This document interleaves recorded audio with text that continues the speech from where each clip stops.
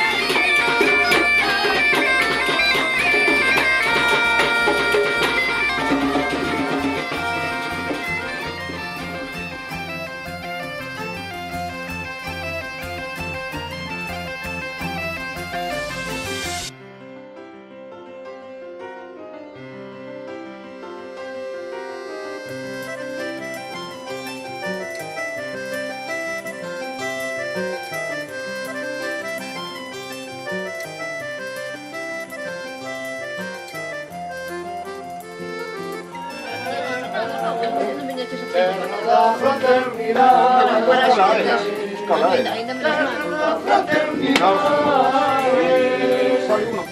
Que xa non sabía idade, Xulete por compañero, cando la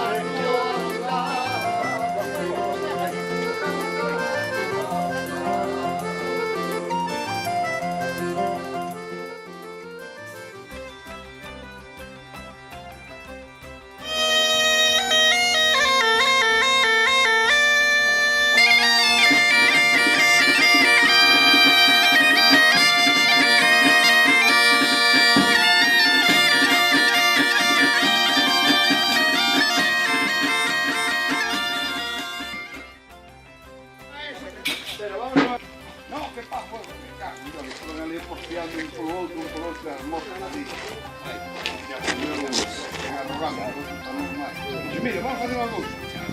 Vamos unha carreira de aquí hasta aquela volta, e o que primeiro che me pasa.